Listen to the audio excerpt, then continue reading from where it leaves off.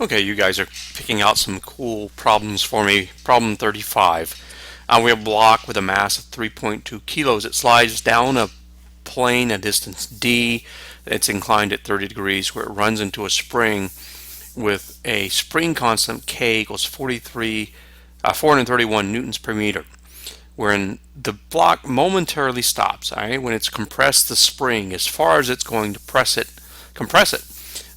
It's compressed it by 21 centimeters or 0.21 meters. What are the distance d and the distance between the point of the first block spring contact and the point where the block speed is greatest? All right, here's a cool problem. I don't know how to do part B yet, so we'll get there. All right, so when we start off, all the energy is in the potential energy of the block. All right, and the spring's down here. The height, just like in a previous problem, the height that's at relative to the spring is d sine theta. Right? We don't know d. We know theta is 30 degrees. So we know it's at a height d sine theta.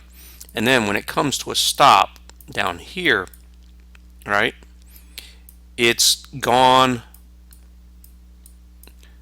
another 0.21 meters times the sine of theta. That much more potential energy has been taken out of it. So we've taken out of it d sine theta and 0.21 sine theta of potential energy, and all of that is now stored in the spring at 1/2 kx squared. We have k, which is k is 431 newtons per meter. We have x, which is 0.21 centimeters. So all of this energy added up ends up in the spring. Okay, so let's put part A together. Part A.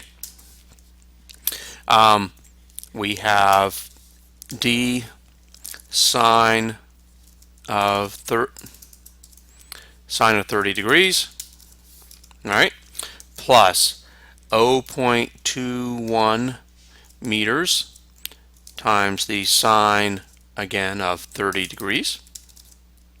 All right, that is the total energy we started with, reference to our beginning point down to where we come to a stop. And when we come to a stop, we're at a 1/2 kx squared, which is 1/2 of 431 newtons per meter times 0.21 meters squared. All right, so we're just solving for d. We're going to do that. We've got that, okay, minus that, okay, and let me go out front and say d equals 1 over sine of 30 times bracket.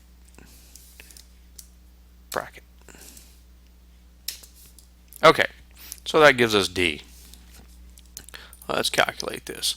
So we've got 0.21 times the sine of radian. Oop, I need an equal sign. 0.21 times the sine of radians of 30. Okay, that's this piece out here. And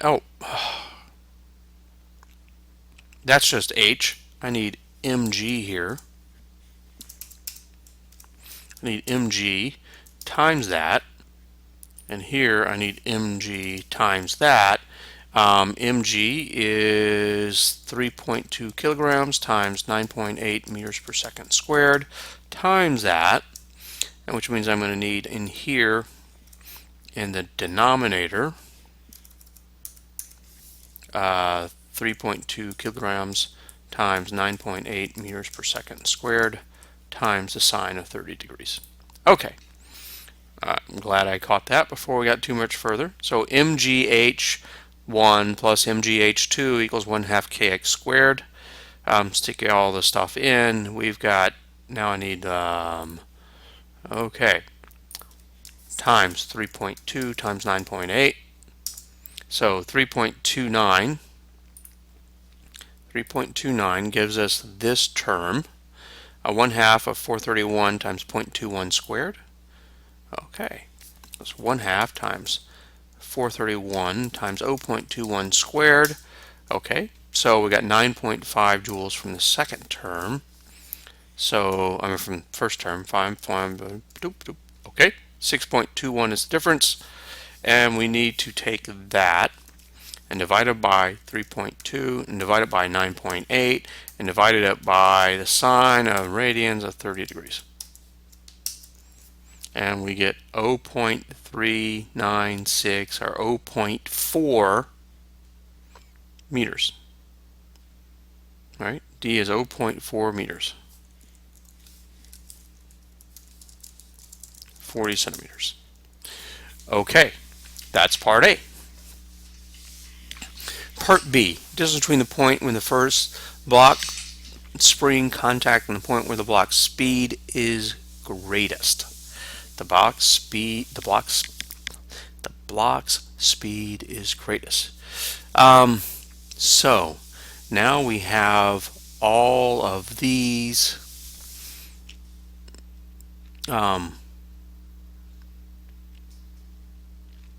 now we have all of these variables. I mean, we have, okay, part D. Let's calculate the energy in the system, total energy in the system. If that's 0.4 meters, then the total energy in the system is, at the beginning, right? We've got mgh, and the height, and we're going to take h, the point at which it stops, to be the lowest point, and I mean the point where it stops to be 0, h to be the highest point. So this is mg times 0.4 meters plus 0.21 meters times sine of 30 degrees is the total energy available to us. Total energy available to us. mg times that, so let's calculate this.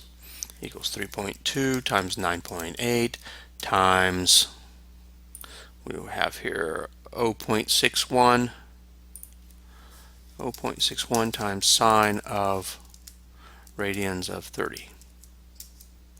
So 9.56 joules is the amount of energy available to us. Okay, so 9.56 joules equals mg, and I'm going to write mg,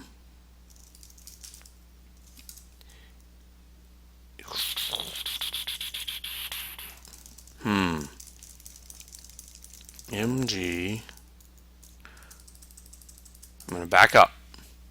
I'm going to say our 0 point is actually just when our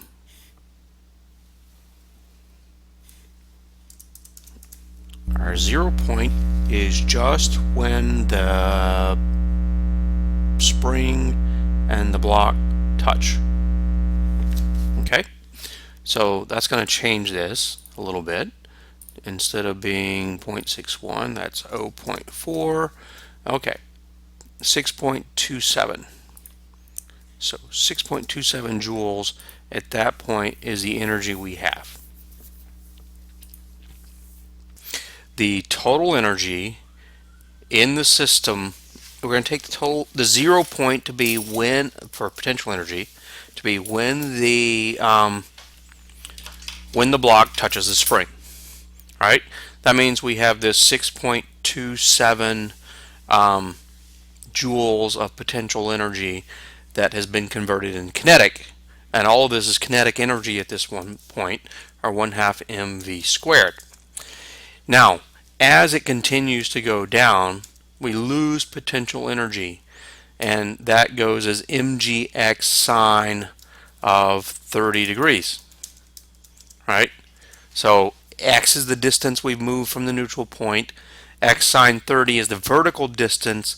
We're losing potential energy as we go down, so that's minus mgx sine 30. And then the potential energy being stored in the spring is 1/2 kx squared. So I'm going to formulate this slightly differently. I'm going to take out units. I'm not worried about those. So this is kinetic energy, right? Minus mgx sine 30 degrees plus 1/2 kx squared. Okay? So if we put numbers in everywhere, this is 6.27 equals k minus, so what was that, 15 point, yes, I've calculated this once, mg sine theta 15.7 minus 15.7x plus, and half of 431, half of 431 is 216. Okay, that's just x, plus 216 x squared. I'm going to solve for the kinetic energy here. Kinetic energy is 6.27 plus 15.7 minus x minus 216 x squared. Okay.